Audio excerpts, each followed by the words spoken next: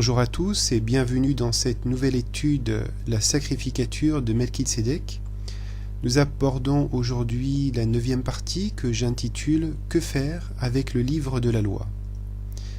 Dans notre première partie, nous allons aborder un peu de vocabulaire, notamment dans le grec et dans l'hébreu, afin de mieux comprendre un peu plus notre positionnement par rapport au livre de la loi. Tout d'abord, regardons le mot grec katargéo du Strong 2673, dont notamment 3 passages que l'apôtre Paul utilise dans ses épîtres. Dans la deuxième épître aux Corinthes, chapitre 3, verset 13, il est écrit ceci: « Et nous ne faisons pas comme Moïse qui mettait un voile sur son visage, afin que les enfants d'Israël ne vissent pas la fin de ce qui devait disparaître. » Voilà notre mot grec katargéo, ici traduit par disparaître dans le français. Deuxième passage dans Éphésiens chapitre 2 verset 15, ayant détruit en sa chair l'inimitié, la loi des préceptes, laquelle consistait en ordonnance, afin qu'il formât en lui-même des deux un seul homme nouveau, après avoir fait la paix. Enfin, troisième passage que je vous ai choisi, deuxième épître à Timothée, chapitre 1 verset 10, et qui a été maintenant manifesté par la venue de notre Sauveur Yahusha, le Messie, qui a détruit la mort et mis en évidence la vie et l'immortalité par l'Évangile. Donc voici ce mot, katargéo, traduit par disparaître et détruit. Regardons un peu plus dans le détail. Katargéo signifie rendre vain, inemployé, inactif, inopérant. Faire qu'une personne ou une chose n'ait plus de compétence ou de rendement, privé de force, d'influence, de pouvoir. Ce mot grec signifie également faire cesser, amener à une fin, annuler, abolir, cesser, être séparé d'eux, déchargé d'eux, délié de n'importe qui, rompre toute relation avec quelqu'un. En français, habituellement, ce mot est traduit par anéantir, détruire, être dégagé, réduire à néant, prendre fin, disparaître, inutilement, passager, vain et séparé. Cette approche purement basée sur la définition de ce mot va nous permettre de comprendre un peu mieux notre position par rapport au livre de la loi. Alors, il est intéressant de noter que ce mot katargéo, qui est utilisé dans les textes grecs de la Septante, a une correspondance en hébreu, et ce mot c'est Bethel. Bethel porte le numéro Strong 989, et il signifie ceci: cesser, faire cesser. Il est traduit en français par cesser, empêcher, interdire. Alors il est intéressant de noter que dans tout le Tanakh, dans tous les textes de l'Ancienne Alliance, ce mot Bethel n'apparaît que 5 fois dans le texte hébreu, et uniquement dans un seul livre, c'est le livre d'Esdras, dont je vous ai noté ici les références, chapitre 4, verset 21, verset 23, verset 24, chapitre 5, verset 5, et chapitre 6, verset 8. Et je vous invite à regarder ces différents passages pour comprendre dans quel contexte le mot Bethel est utilisé. Alors, pour résumer, le roi perse Darius fait passer un décret qui consistera à ne pas entraver, à ne pas gêner le travail des hommes qui reconstruisent le 2e temple. Nous sommes au 6e siècle avant notre ère. Darius donc établit un décret qui concerne l'administration de la construction d'un nouveau temple. Et c'est dans ce contexte du mot grec katargéo ou du mot hébreu Bethel que nous allons comprendre pourquoi, comment l'apôtre Paul utilise ce mot katargéo dans ses épîtres. Alors, dans les enseignements de l'apôtre Paul, katargéo indique que le livre de la loi n'est plus une entrave, n'est plus une gêne à l'édification du tout nouveau temple, l'homme régénéré. Première épître aux Corinthes, chapitre 6, verset 19, il annonce ceci: « Ne savez-vous pas que votre corps est le temple du Saint-Esprit qui est en vous, et qui vous a été donné d'Élohim, et que vous n'êtes point à vous-même. N'est-ce pas le sens que Yahusha, notre Messie, donne dans ce passage relaté par Luc au chapitre 13, verset 7 ? Et il dit au vigneron, « Voici, il y a déjà 3 ans que je viens chercher du fruit à ce figuier, et je n'en trouve point. Coupe-le, pourquoi occupe-t-il la terre inutilement ?» Le Messie Yahusha utilise ce mot ici, katargéo ou Bethel, qui ont la même signification, et parle de quelque chose qui est inutile. Une fois que la nouvelle alliance a vu le jour, la loi est entrée dans une nouvelle administration. Nous ne pouvons pas avoir 2 lois et 2 pactes sanguins différents en cours d'exécution en même temps, pas plus qu'on ne peut avoir 2 présidences sous une seule administration. Alors regardons maintenant 2 autres mots, un mot dans le grec palaio du Strong 2832 et le mot hébreu bala du Strong 1086. L'auteur de l'Épître aux Hébreux au chapitre 8 verset 13 nous dit ceci: par le simple fait d'appeler cette alliance-là nouvelle, le Seigneur a rendu la première ancienne, palaio. Or ce qui devient ancien, palaio, et ce qui vieillit est près de disparaître. Alors, le mot palaio signifie devenir ancien ou vieux, être usé, de choses usées par le temps et l'usage, déclarer une chose comme étant ancienne et devant être abrogée.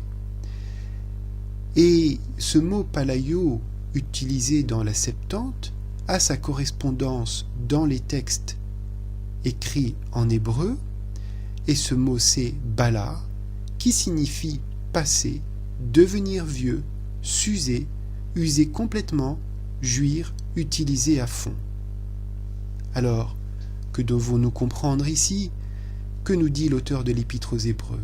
Il dit que le sacerdoce, qui dépend, qui est attaché au livre de la loi, va disparaître. Et ce que j'observe, c'est que 2000 ans plus tard, le sacerdoce lévitique, le sacerdoce lévitique est toujours présent dans son esprit, dans son mode de fonctionnement. Il est tellement présent qu'il fait tout ce qui est en son pouvoir pour pouvoir rétablir, reconstruire un nouveau temple et démarrer à nouveau les sacrifices. Alors, l'auteur de l'Épître aux Hébreux l'avait bien compris. Il a dit que l'ancienne alliance est près de disparaître. Il n'a pas dit « elle a disparu ».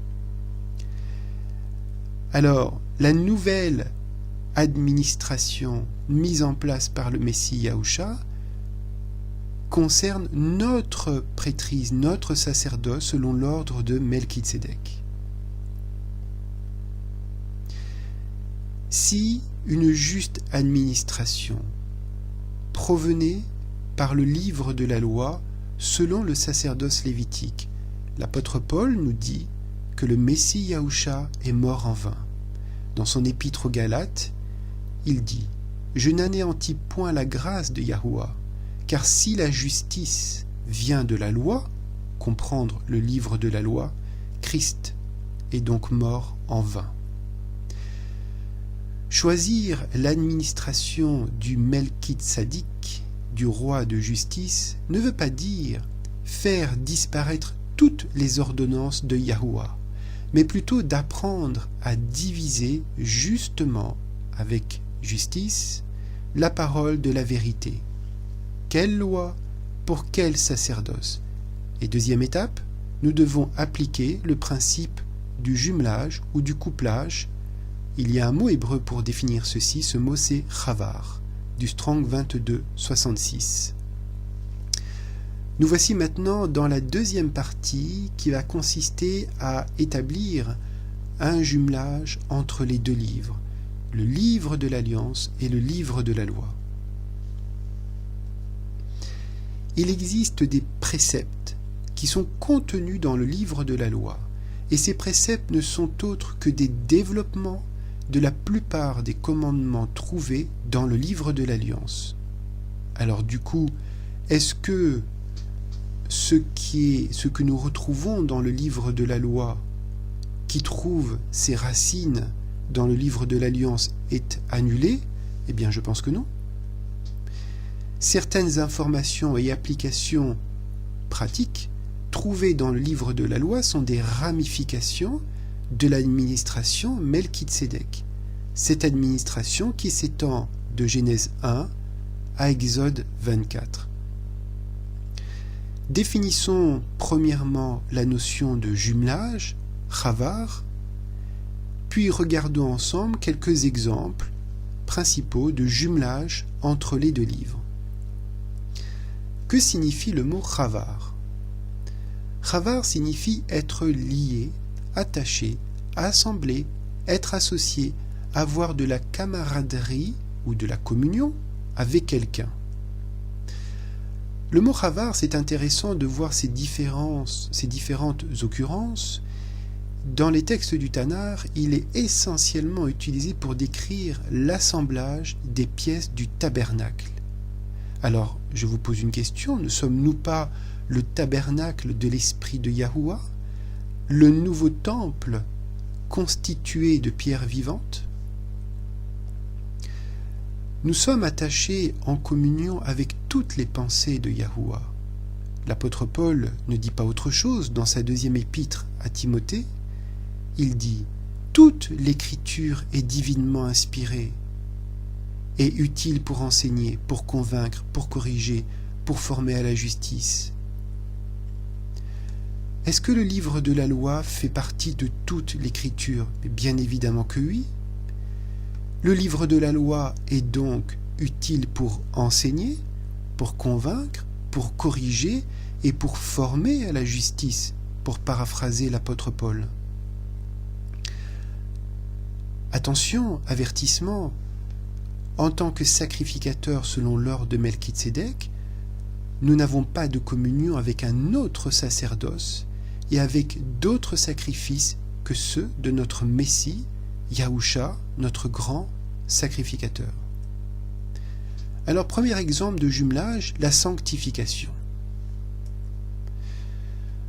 En Exode, chapitre 19, verset 14, nous sommes ici dans l'administration Melchitsédek. Moshe descendit de la montagne vers le peuple, il sanctifia le peuple et ils lavèrent leurs vêtements. Nous avons ici la notion de sanctification déjà dans l'administration Melchitsédek. Est-ce qu'on la retrouve dans l'administration aaronique? Oui, bien sûr. Relisons le chapitre 15 du livre Lévitique où vous avez décrit les rites de pureté dans le couple, essentiellement basés sur l'hygiène corporelle, avec la mise en place de mikvé et aujourd'hui de douches, de bains. Autre exemple de sanctification. En Genèse 2,24, nous sommes ici dans l'administration Melchitsédek. Il est écrit « C'est pourquoi l'homme laissera son père et sa mère et s'attachera à sa femme, et ils seront une seule chair. »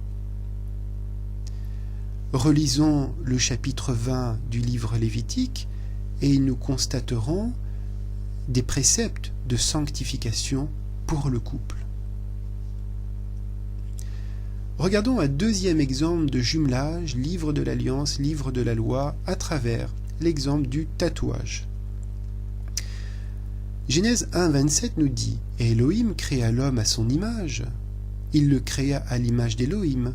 Il les créa mâle et femelle. » J'aimerais vous soumettre un autre passage. Exode 20,25. Yahuwah dit ceci à Moshe, à Moïse. « Si tu me construis un autel de pierre, tu ne le feras pas en pierre taillée, car en passant ton ciseau sur la pierre, tu la rendrais profane. » Ne sommes-nous pas des pierres vivantes? Regardons maintenant dans le livre de la loi Lévitique 19-28, « Vous ne ferez pas d'incision sur votre corps pour un mort, et vous ne ferez pas de tatouage, je suis Yahuwah. » Un petit peu plus loin, l'apôtre Paul, nous l'avons vu tout à l'heure, dit dans la première épître aux Corinthes, « Ne le savez-vous pas, votre corps est le temple du Saint-Esprit qui est en vous et que vous avez reçu d'Élohim. »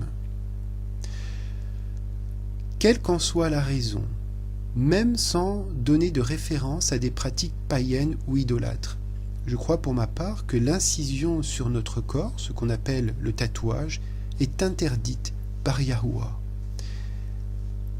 Que cela soit en référence avant la venue de notre Messie ou après, c'est quelque chose qui est, je pense, interdit.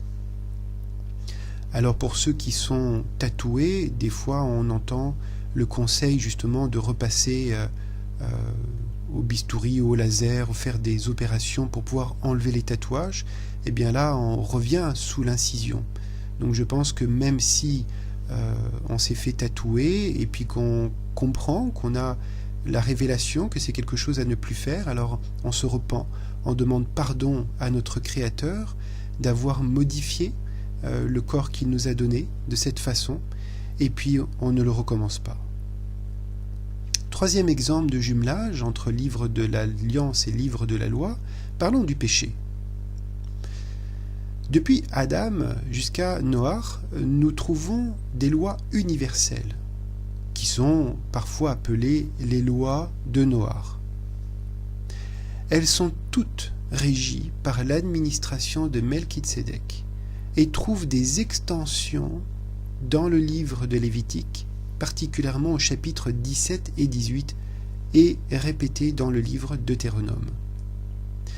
Yaakov, Jacques, le frère de notre Messie Yahusha, et les apôtres confirment ces règles dites de loi de Noach comme étant la base pratique des nouveaux convertis. Nous trouvons ces références dans le livre des Actes, chapitre 15, versets 19 à 21, chapitre 15, versets 28 et 29, et chapitre 21, verset 25. Certaines de ces lois sont donc répétées par Yaakov, par décision collégiale, notamment l'interdiction de pratiquer l'idolâtrie, l'interdiction de l'immoralité sexuelle et l'interdiction de manger de la chair d'un animal avec son sang. Quatrième exemple de jumelage, le mariage. Le Messie Yahusha ramène la notion d'union entre un homme et une femme selon la volonté première de Yahuwah, en Genèse 2, 24, que nous avons cité tout à l'heure. Marc, au chapitre 10 de son évangile des versets 2 à 9, est très explicite sur le sujet du mariage. Il dit ceci. Les pharisiens l'abordèrent, donc le Messie, et pour lui tendre un piège, ils lui demandèrent s'il est permis à un homme de divorcer de sa femme. Il leur répondit, « Que vous a prescrit Moïse ?» Moïse, dirent-ils, nous a permis d'écrire une lettre de divorce et de renvoyer notre femme. Confère, chapitre 24 de Deutéronome. Yahusha leur dit, « C'est à cause de la dureté de votre cœur que Moïse vous a donné cette règle. » Mais au commencement de la création, Yahuwah a fait l'homme et la femme. C'est pourquoi l'homme quittera son père et sa mère et s'attachera à sa femme, et les deux ne feront qu'un. Ainsi, ils ne sont plus deux, mais ne font qu'un. Que l'homme ne sépare donc pas ce que Yahuwah a uni. Alors, concernant le mariage, Yahusha ici redonne la notion première d'union entre un homme et une femme, qui est une union permanente. Et nous pouvons constater à travers ce passage que des lois premières, par exemple sous l'administration Melchitsédek, ont été changées, modifiées, adaptées, notamment sous le sacerdoce d'Aaron, à cause de l'état du cœur du peuple. 5e exemple de jumelage, le Shabbat. En Genèse 2, versets 2 et 3, il est écrit « Le 7e jour, Elohim mit un terme à son travail de création. Il se reposa » ici c'est le mot Shabbat qui est utilisé, « de toute son activité le 7e jour. Elohim bénit le 7e jour et en fit un jour saint. Parce que ce jour-là, il se reposa, Shabbat, de toute son activité, de tout ce qu'il avait créé. » Nous retrouvons stipulé dans le livre de l'Alliance, parmi ce qu'on appelle les 10 commandements, en Exode 28, « Souviens-toi du jour du repos, donc du jour du Shabbat, pour le sanctifier, pour le mettre à part. » Nous le trouvons également dans le livre de la loi, en Exode 31, 14, « Vous respecterez le Shabbat, le jour de repos, car il est saint pour vous. » Nous retrouvons exactement la même notion. Mais là, quelque chose est rajouté. « Celui qui le violera sera puni de mort. » Oui, toute personne qui accomplira un travail ce jour-là sera exclue de son peuple. Nous constatons ici que la notion de Shabbat, l'ordonnance du Shabbat, nous la trouvons à la fois dans le livre de l'Alliance et dans le livre de la loi, mais dans le livre de la loi, il y a une clause qui vient s'ajouter à la notion première du Shabbat, c'est une clause de mort en cas de non-observation du Shabbat. 6e exemple de jumelage, les saintes convocations, les Moedim.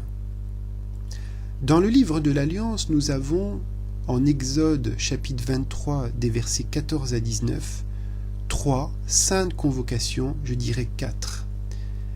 D'abord, la fête des pains sans levain, qui est précédée bien évidemment par Pessah, la Pâque. Vient après la fête des moissons, appelée Shavuot, et enfin la fête de la récolte, appelée Sukkot. Ce sont 3 fêtes associées à un pèlerinage.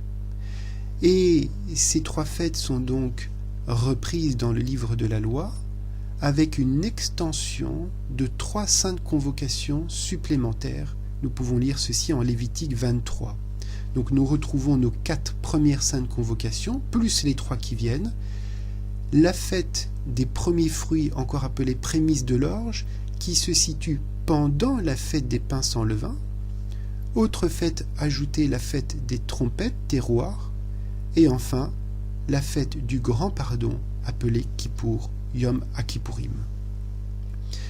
Voici un autre exemple de jumelage des saintes convocations, avec le besoin pour nous d'étudier la portée de ces 7 saintes convocations qui, je fais une parenthèse, ne sont pas des fêtes juives, mais qui sont les Moedim, les fêtes saintes de Yahuwah pour son peuple. Autre exemple de jumelage entre les 2 livres, la diététique, ou encore appelée règle alimentaire. En Genèse 1, 21, « Et Elohim dit, Voici, je vous ai donné toute herbe portant semence, qui est à la surface de toute la terre, et tout arbre qui a en soi du fruit d'arbre portant semence sera votre nourriture. » Première décision, première ordonnance de nourriture correspond au végétalisme.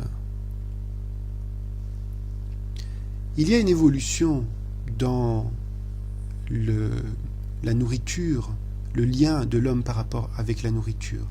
En Genèse 6, 21, il est écrit « Et toi, prends de tout aliment qui se mange, et fais-en provision par devers toi, afin que cela te serve de nourriture ainsi qu'à eux. » Ici, c'est un ordre que Yahuwah donne à Noach par rapport à l'alimentation qu'il devra emmagasiner dans l'arche pour lui, pour sa famille, donc pour les humains qui sont présents, ainsi que pour les animaux. Et là, on voit bien que Yahuwah dit « prends de tout aliment qui se mange » et d'en faire des provisions, afin que cela serve de nourriture donc pour eux et pour les animaux. Et après le déluge, à la sortie de l'arche, c'est là que le changement va arriver. En Genèse 9.3, il est écrit « Tout ce qui se meut et qui a vie vous servira de nourriture. Je vous donne tout cela comme l'herbe verte. » Alors là, c'est extraordinaire. Parce que ceux qui disent que nous n'avons plus à observer les règles alimentaires vont nous sortir ce passage et vont nous dire regardez ce qui est écrit. En gros, tout ce qui bouge, tout animal qui bouge, on peut le manger. C'est bien ce que la parole nous dit. Non. La parole nous dit que tout ce qui bouge et qui a vie nous servira de nourriture, qu'il nous donne cela comme l'herbe verte. La fin de ce passage est extrêmement importante. Pourquoi ? Je vous pose une question. Est-ce que tous les végétaux de notre terre sont consommables ? La réponse est bien évidemment non. Il y a des produits, il y a des végétaux, des fruits, des légumes, des plantes qui ne sont pas consommables, qui sont toxiques pour nous, voire même qui peuvent nous empoisonner.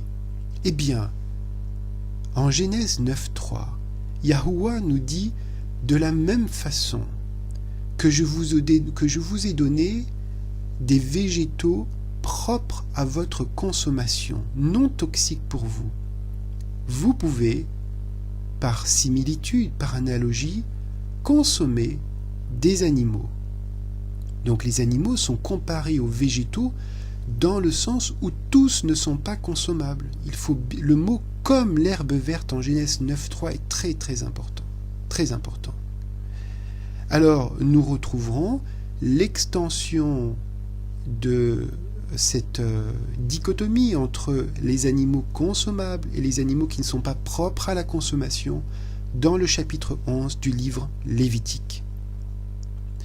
Donc les règles alimentaires, les lois alimentaires sont-elles toujours en vigueur ? Je le crois, oui. Nous avons pu assister,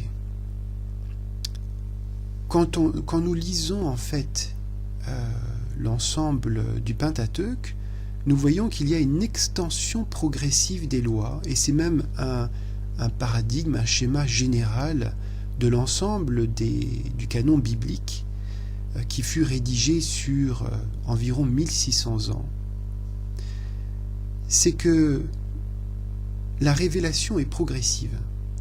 C'est-à-dire qu'on commence par donner des petites informations, puis on vient greffer sur ces informations d'autres informations, et ainsi de suite, pour avoir une image plus importante. Alors, la parabole que je pourrais donner, une analogie que je pourrais donner par rapport à cela, c'est l'étude du fonctionnement d'une cellule. Si par exemple, on regarde une coupe anatomique ou un schéma de biologie cellulaire sur comment fonctionne une cellule humaine avec ses différents organites, ses différents composants, eh ben on se rend compte que c'est la même chose sur le plan du corps entier. C'est-à-dire que dans une cellule, il y a un système respiratoire, il y a un système digestif, il y a un système pour bouger, etc., etc. Ce sont ces grands systèmes de fonctionnement qui existent à une échelle plus grande qu'est celle du corps humain. Eh bien, je crois que depuis les lois noachides, depuis ces lois données de Adam à Noach, nous en avons eu une extension progressive jusqu'au livre de l'Alliance, et puis des ramifications dans le livre de la loi. En tant que sacrificateur selon l'ordre de Melchitsédek, nous devons apprendre à diviser justement pour appliquer les lois qui sont relatives au sacerdoce de Melchitsédek. C'est ce que l'apôtre Paul dit à son disciple, à son bien-aimé Timothée. Étudie afin de te présenter approuvé devant Yahuwah, comme un ouvrier qui n'a pas honte, divisant avec droiture la parole de vérité. Ici, le mot grec est dit littéralement en coupant justement en sectionnant la parole de vérité. La parole de vérité, c'est toute l'écriture dont parle l'apôtre Paul. Donc il nous dit ici, ne prends pas toute l'écriture pour l'appliquer à la lettre, étudie et prends ce qui concerne notre sacrificature. En tout cas, c'est l'interprétation que j'en ai. Alors attention à ne pas confondre le souverain sacrificateur Aaron et le souverain sacrificateur Yahusha, notre Messie, qui tous les deux appartiennent à deux ordres très différents, même si sous leurs deux administrations, il y a des choses en commun. C'est le fameux chavar, ce jumelage qui existe entre les deux législations. C'est à nous de bien étudier pour extraire et pratiquer avec justice la parole de vérité. Pour le prochain partage, j'aborderai ce que j'appelle les alertes rouges. Donc les alertes rouges, ce sont des points sensibles. Dès qu'on appuie dessus, le gyrophare rouge s'allume. Notamment, j'apporterai une interprétation, une explication à la vue des administrations Melchizedek et Aaron sur la circoncision, sur les tzitziot et sur la barbe. Pour commencer à méditer et réfléchir sur ces sujets un peu sensibles, on m'a toujours dit ce que je crois être parfaitement juste, mais le Messie, Yahusha, est juif, il a été circoncis au 8e jour, il portait des franges au pan de son vêtement, les tzitziot, et il avait certainement la barbe. Ah ben je dis oui, bien évidemment, mais le Messie, Yahusha, il est né et il a grandi sous quelle administration? Une fois qu'il est mort, enterré, ressuscité, et qu'il a aspergé de son sang le propitiatoire, sous quelle administration sommes-nous passés? Alors voilà, c'est à travers cette réflexion que je tenterai d'apporter quelques explications sur ces trois alertes rouges. Bien-aimés, d'ici là, je vous dis shalom et à très bientôt.